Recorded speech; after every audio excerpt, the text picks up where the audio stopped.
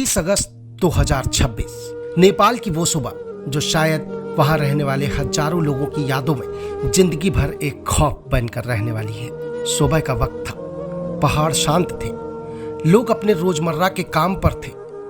कोई सफर पर निकलने की तैयारी कर रहा था, कोई अपने घर में था, तो कोई उस रास्ते पर था जो उसे मंजिल तक पहुंचाने वाला था। लेकिन किसी को क्या पता था कि कुछ ही पलों बाद पानी नहीं, मौत का सैलाब उनकी तरफ बढ़ रहा होगा।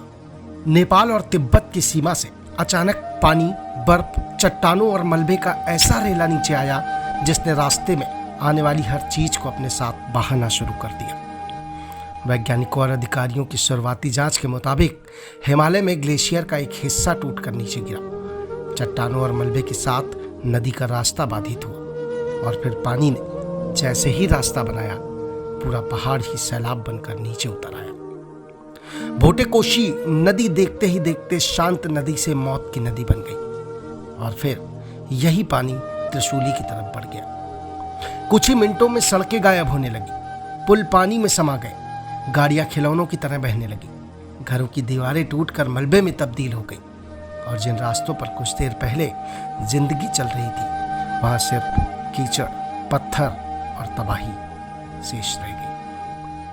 सोशल मीडिया और समाचार एजेंसियों के कैमरों में कैद तस्वीरें उस पल की भयावहता बयान करती हैं। कहीं लोग अपनी जान बचाने के लिए भाग रहे थे, कहीं पानी के सामने खड़ी इमारत अगले ही पल गायब हो जाती थी, तो कहीं पुल टूटता है और उसके साथ लोगों की आखिरी उम्मीद भी बहती नजर आती है। और फिर सामने आता है एक और डरावना सच। इस प्रलय में सिर्फ मकान और सड़कें नहीं बही, इंसान बह गए, परिवार बिछड़ गए। किसी का भाई लापता है, किसी का बेटा नहीं मिला, किसी की पत्नी का कोई पता नहीं, किसी माँ की आंखें उस रास्ते पर टिकी हैं जहां से शायद उसका कोई अपना लौटे, लेकिन रास्ता अब नहीं बचा। 27 अगस्त तक नेपाल में सैकड़ों लोगों के लापता होने की सूचना है। इसमें स्थानीय लोग ही नहीं, बड़ी संख्या में पर्यटक, तीर्थयात्री और सुरक्षा बलों के जवान भी शामिल हैं। कई लोग मानसरोवर की यात्रा पर थे, कई हिमालयी इलाकों में घूमने निकले थे और देखते ही देखते उनकी यात्रा जिंदगी और मौत के बीच की लड़ाई बन गई। भारत के भी बड़ी संख्या में नागरिक लापता बताए गए हैं। परिवार नेपाल से आने वाले हर खबर पर नजर बनाए बैठा है। फोन की हर घंटी उन्हें उम्मीद देती है, शायद दूसरी तरफ उनका कोई अपना हो, शायद वो कह रहा हो कि मैं जिंदा हूं। लेकिन इस तबाही ने संचार के रास्ते भी तोड़ दिए। सड़कें टूटी, पुल टूटे, रास्ते बंद हुए, कई इलाकों तक पहुंचना मुश्किल हो गया। ऐसे में जमीन से मदद पहुंचाना भी किसी जंग से कम नहीं था। फिर नेपाल सेना ने मोर्चा संभाला, हेलीकॉप्टर आसमान में उठे, जवानों ने बाढ़ और मलबे के बीच फंसे लोगों तक पहुंचने की कोशिश शुरू की। किसी को हेलीकॉप्टर से उठाकर सुरक्षित जगह लाया गया, किसी घायल को अस्पताल पहुंचाया गया और कहीं जवान नदी के किनारे उस शख्स को तलाशते नजर आए जिसका परिवार अब भी उसके लौटने का इंतजार कर रहा था। लेकिन इस प्रलय के बीच एक और तस्वीर ने इंसानियत को भीतर तक हिला दिया। सोशल मीडिया पर सामने आए एक वीडियो में पानी में बहती एक लाश, एक महिला के शव के साथ कुछ लोगों के गहने निकालने का दृश्य दिखाई दिया।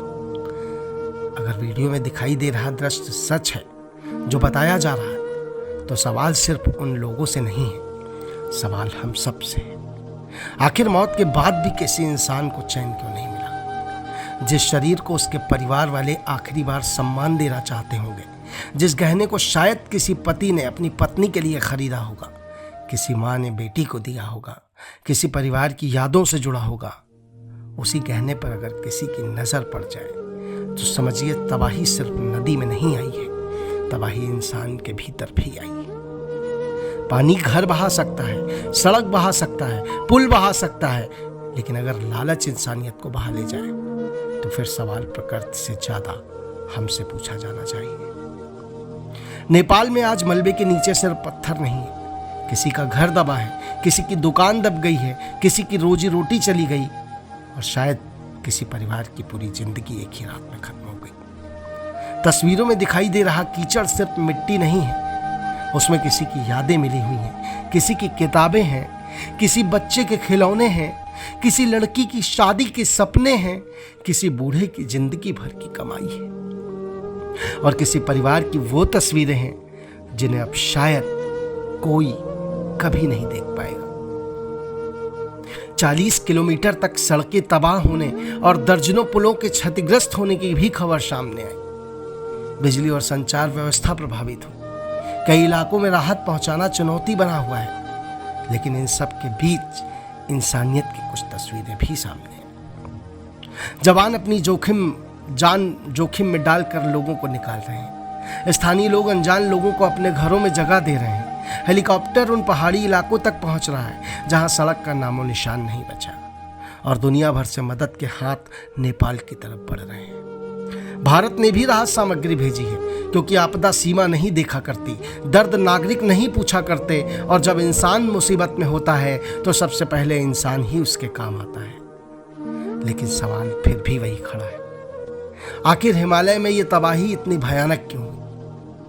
वैज्ञानिक इसके वजहों की जांच कर रहे हैं। हिमालय तेजी से गर्म हो रहा है, ग्लेशियर पीछे हट रहे हैं, पहाड़ों की स्थिरता पर असर पड़ रहा है, लेकिन इस खास घटना में जलवायु परिवर्तन की सीधी भूमिका अभी भी पूरी तरह साबित नहीं हुई है। इतना जरूर है कि हिमालय हमें बार बार चेतावनी दे रहा है। प्रकृति को जितना हम समझते हैं उससे कई ज्यादा शक्तिशाली है, और जब वो अपना संतुलन खोती है तो इंसान की बनाई सड़कें, पुल और दीवारें उसके सामने कुछ भी नहीं होती। 26 अगस्त की वो सुबह अब सिर्फ नेपाल की खबर नहीं है। ये एक कहानी है उन लोगों की जिन्होंने अपनी आंखों के सामने अपनी दुनिया बहते देखी। ये उस परिवार की कहानी है, उन परिवारों की कहानी है जो आज भी किसी फोन का इंतजार कर रहे हैं। ये उन जवानों की कहानी है जो मौत के मलबे में जिंदगी तलाश रहे हैं। और ये उस इंसानियत की भी कहानी है जो एक तरफ किसी लाश से गहने नोचती दिखाई देती है, तो दूसरी तरफ उसी मलबे में किसी अनजान को बचाने के लिए अपनी जान जोखिम में डाल देती है। नेपाल की नदियां आज भी बह रही हैं, लेकिन उनके पानी में सिर्फ पहाड़ों का मलबा नहीं बह रहा, उसमें उन परिवारों के आंसू भी बह रहे हैं जिनके अपने लौट कर नहीं आए।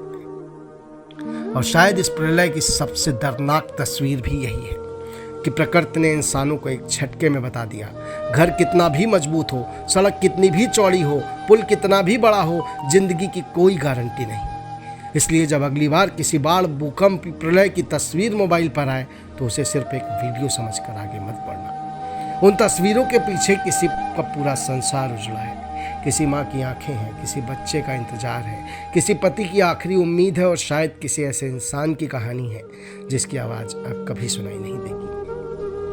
नेपाल आज भी बचाव की जंग लड़ रहा है, मलबे में जिंदगी तलाश रहा है, और दुनिया बस यही दुआ कर रही है कि इस प्रलय के बीच जितने लोग लापता हैं उनमें से ज़्यादा लोग अपने घरों पर लौट के आए, क्योंकि मौत का आंकड़ा चाहे जितना बड़ा हो, हर एक संख्या के पीछे एक इंसान है, एक परिवार है, एक कहानी है, और एक ऐसी कमी जिसे शायद पूरी जिंदगी कोई नहीं भर पाए।